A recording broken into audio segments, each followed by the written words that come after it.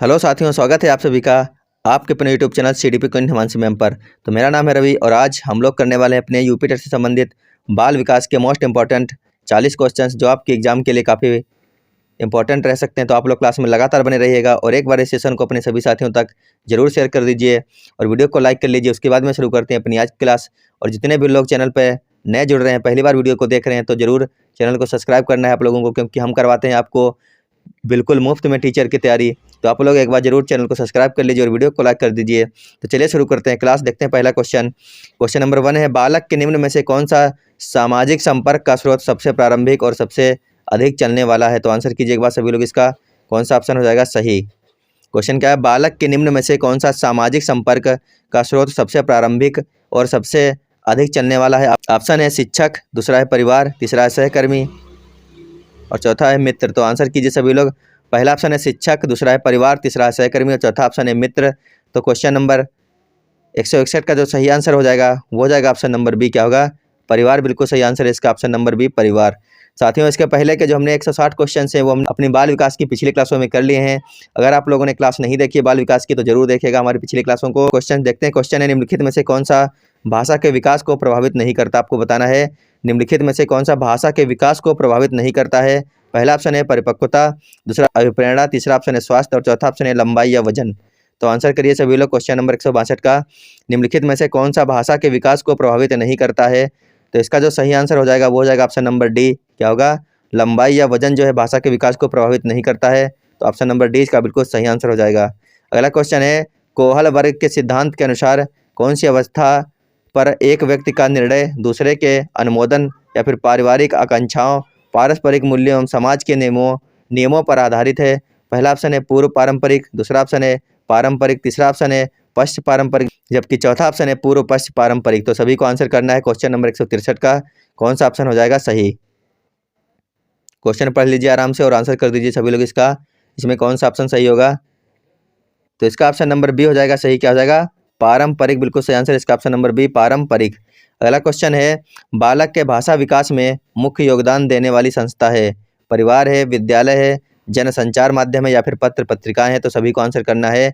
बालक के भाषा विकास में मुख्य योगदान देने वाली संस्था जो है वह हो जाएगी परिवार। क्या होता है, परिवार जो है बालक के भाषा विकास में मुख्य योगदान देने वाला होता है। तो ऑप्शन नंबर ए इसका बिल्कुल सही होगा, परिवार। अगला क्वेश्चन है, निम्नलिखित में से कौन सी संज्ञानात्मक प्रक्रिया है। क्वेश्चन जल्दी जल्दी हम लोग करेंगे क्योंकि टाइम बहुत ही कम बचा एग्जाम में है, तो बिल्कुल भी टाइम खराब नहीं हम लोग करने वाले हैं। तो आप लोग जल्दी जल्दी से आंसर कर दिया कीजिए। निम्नलिखित में से कौन सी संज्ञानात्मक प्रक्रिया है। पहला ऑप्शन है खेलना, दूसरा है प्रतिवृत्ति क्रिया, तीसरा ऑप्शन है चिंतन और चौथा ऑप्शन है दौड़ना। तो निम्नलिखित में से संज्ञानात्मक जो प्रक्रिया हो जाएगी वो हो जाएगी चिंतन। क्या हो जाएगा, चिंतन। बिल्कुल सही आंसर इसका ऑप्शन नंबर सी। अगला क्वेश्चन है, कौन से आयु समूह के लिए एरिक्सन ने विकास की 8 अवस्थाएं प्रस्तावित की। आपको बताना है कि कौन से आयु समूह के लिए एरिक्सन ने विकास की 8 अवस्थाएं प्रस्तावित की थी। पहला ऑप्शन है जन्म से मृत्यु तक, दूसरा ऑप्शन है जन्म से बाल्यावस्था तक, तीसरा ऑप्शन है जन्म से किशोरावस्था तक, चौथा ऑप्शन है जन्म से युवावस्था तक। तो क्वेश्चन नंबर 166 का जो सही आंसर हो जाएगा वह हो जाएगा ऑप्शन नंबर ए। क्या होगा, जन्म से मृत्यु तक। बिल्कुल सही आंसर इसका ऑप्शन नंबर ए, जन्म से मृत्यु तक। अगला क्वेश्चन है, निम्न में से शैशवावस्था की विशेषता नहीं है। आपको बताना है इनमें से ऐसी कौन सी विशेषता है जो शैशवावस्था की नहीं है। पहला ऑप्शन है शारीरिक विकास की तीव्रता, दूसरा ऑप्शन है मानसिक क्रियाओं की तीव्रता, जबकि तीसरा ऑप्शन है दूसरों पर निर्भरता और चौथा ऑप्शन है नैतिकता का होना। तो सभी को आंसर करना है क्वेश्चन नंबर 167 का, निम्न में से शैशवावस्था की विशेषता क्या नहीं है। तो क्वेश्चन नंबर 167 का ऑप्शन नंबर डी बिल्कुल सही होगा। क्या होगा, नैतिकता का होना शैशवावस्था की विशेषता नहीं है। तो ऑप्शन नंबर डी इसका सही आंसर हो जाएगा। अगला क्वेश्चन है, संवेदना ज्ञान की पहली सीढ़ी है, यह मानसिक विकास है, शारीरिक विकास है, ध्यान का विकास है या फिर भाषा का विकास है। तो आंसर कीजिए सभी लोग क्वेश्चन नंबर 168 का, संवेदना ज्ञान की पहली सीढ़ी है, या मानसिक विकास होगा, शारीरिक विकास है, ध्यान का विकास है या फिर भाषा का विकास है। तो क्वेश्चन नंबर 168 का ऑप्शन नंबर ए जो है बिल्कुल सही होगा। क्या हो जाएगा, यह है मानसिक विकास। कैसा है, मानसिक विकास। देखते हैं अगला क्वेश्चन है, किसको प्रशिक्षण द्वारा व्यवहार में संशोधन की प्रक्रिया माना गया है। पहला ऑप्शन है शिक्षण, दूसरा है अधिगम, तीसरा ऑप्शन है अभिप्रेरणा और चौथा ऑप्शन है निर्देश। तो आंसर करिए सभी लोग क्वेश्चन नंबर 169 का, क्या हो जाएगा सही आंसर। इसका सही आंसर हो जाएगा ऑप्शन नंबर बी। क्या होगा, अधिगम। सही आंसर होगा इसका अधिगम। अगला क्वेश्चन है, किशोरों को नहीं दिया जाना चाहिए। अभिप्रेरणा, सहानुभूति, लालच या फिर जिम्मेदारियां उठाने के अवसर। तो सभी को आंसर करना 170 का है, किशोरों को इनमें क्या नहीं दिया जाना चाहिए किशोरों को। तो क्वेश्चन नंबर 170 का ऑप्शन नंबर सी सही है। क्या नहीं देना चाहिए? लालच बिल्कुल भी नहीं देना चाहिए। तो ऑप्शन नंबर सी इसका सही आंसर हो जाएगा। अगर आपको इस क्लास की पीडीएफ चाहिए तो आप लोग हमारे इस वीडियो को नीचे देखना जा करके आपको लिंक दिया गया होगा टेलीग्राम का, वहाँ पर आप लोग जुड़ जाइए टेलीग्राम में। तो आपको सारी क्लासों के जो है पीडीएफ मिल जाएंगे, जिसमें आंसर भी साथ में रहेंगे। तो आप लोग टेलीग्राम ग्रुप के ऊपर जरूर जुड़ जाइएगा, तो वहाँ से आपको ये पीडीएफ मिल जाएगी। अगला क्वेश्चन है, एक शिक्षक शिक्षार्थी के मानसिक विकास का ज्ञान प्राप्त करके जिसकी योजना नहीं बना सकता वह है पाठ्यक्रम, शिक्षण विधि, विषय वस्तु का चयन या फिर शारीरिक विकास। तो सभी को आंसर करना है, एक शिक्षक शिक्षार्थी के मानसिक विकास का ज्ञान प्राप्त करके जिसकी योजना नहीं बना सकता, तो वह हो जाएगा ऑप्शन नंबर डी, क्या है? शारीरिक विकास। इसका सही आंसर हो जाएगा ऑप्शन नंबर डी, शारीरिक विकास। अगला क्वेश्चन है, किशोरों की जटिल अवस्था के कारण किशोरों के अध्ययन का विषय होना चाहिए शारीरिक, मानसिक, बौद्धिक या फिर शरीर तथा मन संबंधी। तो सभी लोग बताइए इसमें कौन सा ऑप्शन होगा? किशोरों की जटिल अवस्था के कारण किशोरों के अध्ययन का विषय किस प्रकार का होना चाहिए? तो वो हो जाएगा शरीर तथा मन संबंधी। ऑप्शन नंबर डी सही है, शरीर तथा मन संबंधी। अगला क्वेश्चन है, जिस प्रक्रिया से व्यक्ति मानव के लिए परस्पर निर्भर होकर व्यवहार करना सीखता है वह प्रक्रिया है सामाजिकरण की, भाषा विकास की, व्यक्तिगत मूल्य की या फिर सामाजिक परिपक्वता की। तो आंसर कीजिए, जिस प्रक्रिया से व्यक्ति मानव के लिए परस्पर निर्भर होकर व्यवहार करना सीखता है वह प्रक्रिया कौन सी होती है? तो क्वेश्चन नंबर 173 का ऑप्शन नंबर ए बिल्कुल सही होगा। वह प्रक्रिया होती है सामाजिकरण की। कौन सी होती है? सामाजिकरण की। देखते हैं अगला क्वेश्चन। क्वेश्चन है, किशोर अवस्था की मुख्य विशेषता निम्न में से है। आपको बताना है इनमें से कौन सी अवस्था ऐसी है जो किशोरावस्था की मुख्य विशेषता है। पहला ऑप्शन है आत्मगौरव, दूसरा है रचनात्मक, तीसरा ऑप्शन है सामाजिक प्रवृत्ति, जबकि चौथा ऑप्शन है आत्मचेतना। तो आंसर करिए क्वेश्चन नंबर 174 का कौन सा हो जाएगा सही आंसर? किशोर अवस्था की मुख्य विशेषता जो होती है वह होती है ऑप्शन नंबर ए, क्या हो जाएगा? आत्मगौरव। बिल्कुल सही आंसर इसका ऑप्शन नंबर ए, आत्मगौरव। तो अगला क्वेश्चन है, अगले क्वेश्चन पर चलने से पहले आप लोग मैं वीडियो को देख रहे हैं सभी लोग एक बार इस सेशन को अपने सभी साथियों को जरूर शेयर कर दीजिए। जिनको यूपी टेट का एग्जाम देना है उन सभी के पास तक इस क्लास को जल्दी जल्दी से भेज दीजिए।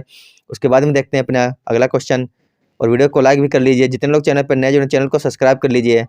तो अगला क्वेश्चन है, किशोरों का संवेग के नियंत्रण का सबसे अच्छा उपाय निम्नलिखित में से कौन सा है? आपको बताना है किशोरों का संवेग के नियंत्रण का सबसे अच्छा उपाय कौन सा होगा। पहला ऑप्शन है युक्तिकरण, दूसरा ऑप्शन है प्रक्षेपण, तीसरा ऑप्शन है शोधन और जबकि चौथा ऑप्शन है दमन। तो 175 का आंसर आप लोगों को करना है, तो जल्दी जल्दी से सभी लोग आंसर कर दीजिए एक बार। इसका कौन सा ऑप्शन हो जाएगा सही? तो इसका सही आंसर हो जाएगा ऑप्शन नंबर बी, क्या होगा? प्रक्षेपण। बिल्कुल सही आंसर इसका ऑप्शन नंबर बी, प्रक्षेपण। अगला क्वेश्चन है, विकास प्रारंभ होता है, सभी को आंसर करना है विकास कहाँ से प्रारंभ होता है। काफ़ी आसान क्वेश्चन है और जल्दी जल्दी सभी लोग आंसर कर दीजिए। विकास कहाँ से प्रारंभ होता है? तो इसका हो जाएगा ऑप्शन नंबर ए, विकास हमेशा गर्भावस्था से ही प्रारंभ हो जाता है। कहाँ से? गर्भावस्था से विकास प्रारंभ हो जाता है। इसीलिए आप लोग याद रखना, बहुत बार क्वेश्चन बन चुका है एग्जाम में है कि विकास प्रारंभ कहाँ से होता है, तो विकास हमेशा गर्भावस्था से ही प्रारंभ हो जाता है। देखते हैं अगला क्वेश्चन। क्वेश्चन है, सीखना है एक जटिल मानसिक प्रक्रिया है, शारीरिक प्रक्रिया है, सामाजिक प्रक्रिया है या फिर नैतिक प्रक्रिया है। तो सभी को आंसर करना है, सीखना क्या है? सभी लोग बताइए एक बार। सीखना है एक जटिल, क्या एक जटिल है? मानसिक हो जाएगा, शारीरिक, सामाजिक या फिर नैतिक। तो इसका जो सही आंसर है वह हो जाएगा ऑप्शन नंबर ए, क्या हो जाएगा? सीखना एक जटिल मानसिक प्रक्रिया है। कैसी है? मानसिक प्रक्रिया। अगला क्वेश्चन है, बालक बालिकाओं को सर्वाधिक समायोजन करना पड़ता है वयः संधिकाल, दूसरा ऑप्शन है किशोरावस्था, तीसरा ऑप्शन है शैशवावस्था और जबकि चौथा ऑप्शन है बाल्यावस्था। तो बताइए बालक बालिकाओं को सर्वाधिक समायोजन कब करना पड़ता है? इसका सही आंसर हो जाएगा ऑप्शन नंबर ए, कब करते हैं ये लोग? वयः संधिकाल में करते हैं। तो ऑप्शन नंबर ए बिल्कुल सही है, वयः संधिकाल। अगला क्वेश्चन है, कार्ल सी गैरिसन ने किस विधि का अध्ययन किया? कार्ल सी गैरिसन ने किस विधि का अध्ययन किया था? क्षैतिजीय विधि, दूसरा ऑप्शन है लंबात्मक विधि, तीसरा है सांख्यिकीय विधि, चौथा ऑप्शन है प्रयोगात्मक विधि। तो क्वेश्चन नंबर 179 का आप लोगों को आंसर करना है। सभी लोग आंसर कीजिए, इसका कौन सा ऑप्शन हो जाएगा सही? इसका जो सही आंसर है वह हो जाएगा ऑप्शन नंबर बी, क्या होगा? लंबात्मक विधि होगा इसका सही आंसर, लंबात्मक विधि। अगला क्वेश्चन देखते हैं। अगला क्वेश्चन है, एक बालक पड़ोसी के घर में अपनी माँ की गोद में खेलता हुआ सो जाता है। उसकी माँ के द्वारा उसके पड़ोसी के यहाँ बिस्तर पर सुलाते ही वह रोना प्रारंभ कर देता है। आपके अनुसार बालक की आयु होगी 24 माह, 12 माह, 10 माह या फिर 18 माह। तो काफ़ी अच्छा क्वेश्चन है, सभी लोग आंसर करेंगे एक बार इसका। एक बालक पड़ोसी के घर में अपनी माँ की गोद में खेलता हुआ सो जाता है। उसकी माँ के द्वारा उसके पड़ोसी के यहाँ बिस्तर पर सुलाते ही वह रोना प्रारंभ कर देता है। तो उस बालक की आयु कितनी होगी? तो इस क्वेश्चन का जो सही आंसर है वो होगा ऑप्शन नंबर सी, उसकी आयु होनी चाहिए 10 माह। कितनी होनी चाहिए? 10 माह तक होनी चाहिए। तो ऑप्शन नंबर सी बिल्कुल सही है, 10 माह। अगला क्वेश्चन है, सीखने का आदर्श काल माना गया है शिशुवावस्था को, बाल्यावस्था को, किशोरावस्था को या फिर प्रौढ़ावस्था को? आंसर करना है, सीखने का आदर्श काल कब कब माना गया है? सीखने का आदर्श काल माना गया है बाल्यावस्था को। किसको माना गया है? बाल्यावस्था को माना गया है। तो इसका ऑप्शन नंबर ए बिल्कुल सही होगा, सीखने का आदर्श काल माना गया शैशवावस्था को। किसको? शैशवावस्था को। तो ऑप्शन नंबर ए सही है इसका। अगला क्वेश्चन है, बालक जमीन पर से अपने पसंद की वस्तु उठा लेता है, आपके अनुसार उस बालक की आयु होगी 12 से 13 माह, 5 से 6 माह, 3 से 4 माह या फिर 8 से 9 माह? एक बालक जो है वो जमीन पर से अपने पसंद की वस्तु को उठा लेता है, तो आपके अनुसार उसकी कितनी उम्र होनी चाहिए? 183 का ऑप्शन नंबर डी जो है बिल्कुल सही होगा। क्या हो जाएगा? 8 से 9 माह उसकी आयु होनी चाहिए, 8 से 9 माह। अगला क्वेश्चन है, बीजावस्था कहा गया है, बीजावस्था किसको कहा गया है? पहला ऑप्शन है 0 से 2 सप्ताह, दूसरा ऑप्शन है 2 से 8 सप्ताह, तीसरा ऑप्शन है 8 से 16 सप्ताह, चौथा ऑप्शन है जन्मजात। तो बताइए बीजावस्था किसको कहा गया है? क्वेश्चन नंबर 184 का ऑप्शन नंबर ए बिल्कुल सही होगा। किसको कहा गया है? 0 से 2 सप्ताह तक कहा जाता है बीजावस्था। अगला क्वेश्चन है, बालक के सिर एवं मस्तिष्क का सर्वाधिक विकास किस अवस्था में होता है? प्रौढ़ावस्था में होता है, शिशुवावस्था में होता है, किशोरावस्था में होता है या फिर बाल्यावस्था में होता है? बालक के सिर एवं मस्तिष्क का सर्वाधिक विकास जो होता है वह होता है शिशुवावस्था में। तो इसका ऑप्शन नंबर बी बिल्कुल सही होगा, शिशुवावस्था में होता है। तो ऑप्शन नंबर 20 का सही आंसर हो जाएगा। अगला क्वेश्चन है, 2 से 5 वर्ष की आयु कहलाती है, सभी को आंसर करना है कि 2 से 5 वर्ष की आयु क्या कहलाती है? ऑप्शन नंबर ए है शिशुवावस्था, बी है बाल्यावस्था, सी मान लीजिए आप लोग किशोरावस्था। तो बताइए इनमें से कौन सा ऑप्शन सही है? 2 से 5 वर्ष की आयु क्या कहलाती है? तो क्वेश्चन नंबर 186 का जो सही आंसर है वह हो जाएगा ऑप्शन नंबर ए, क्या कहलाती है? शैशवावस्था। क्या कहलाती है? शैशवावस्था। अगला क्वेश्चन है, गर्भ में संतान सर्वाधिक प्रभावित होती है माँ के पोषण से, माँ के टीवी देखने से, आस पड़ोस से या फिर पूर्वजों से? तो सभी को आंसर करना है, गर्भ में संतान सर्वाधिक किससे प्रभावित होती है? क्वेश्चन नंबर 187 का ऑप्शन नंबर ए बिल्कुल सही होगा, माँ के पोषण से। ऑप्शन नंबर ए बिल्कुल सही है, माँ के पोषण से। अगला क्वेश्चन है, खेल के मैदान में कौन सा विकास होता है? शारीरिक होता है, मानसिक होता है, सामाजिक होता है या फिर ये सभी प्रकार के होते हैं? तो सभी लोग आंसर करिए एक बार। क्वेश्चन नंबर 188 का, खेल के मैदान में कौन सा विकास होता है? तो इसका जो सही आंसर हो जाएगा, बताइए जल्दी जल्दी आप लोग, क्या हो जाएगा इसका सही आंसर? ऑप्शन नंबर डी इसका सही आंसर होगा, उपर्युक्त सभी। क्या होंगे? उपर्युक्त सभी। अगला क्वेश्चन है, बालक में संस्कारों का प्रारंभ कहाँ से होता है? विद्यालय से होता है, परिवार से होता है, सिनेमा घर से होता है, खेल के मैदान से होता है? तो बताइए बालक में संस्कारों का प्रारंभ कहाँ से शुरू हो जाता है या फिर कहाँ से होता है? तो इसका जो सही आंसर हो जाएगा वो हो जाएगा ऑप्शन नंबर बी, परिवार से होता है। कहाँ से होता है? परिवार से। अगला क्वेश्चन है, निम्न में से विकास की अवस्था है गुणात्मक, संख्यात्मक, निश्चित आयु तक चलने वाली क्रिया या फिर शारीरिक अंगों में परिवर्तन का सूचक? तो बताइए निम्न में से विकास की अवस्था कौन सी है? तो क्वेश्चन नंबर 190 का जो सही आंसर हो जाएगा वो हो जाएगा ऑप्शन नंबर ए, क्या हो जाएगा? गुणात्मकता। इसका सही आंसर हो जाएगा ऑप्शन नंबर ए, गुणात्मकता। अगला क्वेश्चन है, जन्मजात शिशु का भार होता है 6 पाउंड, 7 पाउंड, 8 पाउंड या फिर 9 पाउंड? क्वेश्चन नंबर 191 का सही आंसर हो जाएगा ऑप्शन नंबर बी, कितना होता है? 7 पाउंड होता है जन्मजात शिशु का भार। कितना? 7 पाउंड। अगला क्वेश्चन है, जड़ बुद्धि वाले बालक की बुद्धि लब्धि कितनी होती है? सभी लोग आंसर कीजिए एक बार इसका। जड़ बुद्धि वाले बालक की बुद्धि लब्धि कितनी होती है? 11 से 120, 81 से 110, 71 से 80 या फिर 71 से भी कम होती है? तो जड़ बुद्धि वाले बालक की जो बुद्धि लब्धि होती है वह होती है 71 से भी कम। कितनी होती है? 71 से भी कम होती है। अगला क्वेश्चन है, शिक्षा मनोविज्ञान की उत्पत्ति का वर्ष कौन सा माना जाता है? शिक्षा मनोविज्ञान की उत्पत्ति का वर्ष कौन सा माना जाता है? 1947, 1920, 1940 या फिर 1900? तो यह क्वेश्चन कई बार हम आपको करवा चुके हैं। ऑप्शन नंबर डी बिल्कुल सही है, शिक्षा मनोविज्ञान की उत्पत्ति का वर्ष माना गया है 1900 को। तो ऑप्शन नंबर डी सही है, 1900।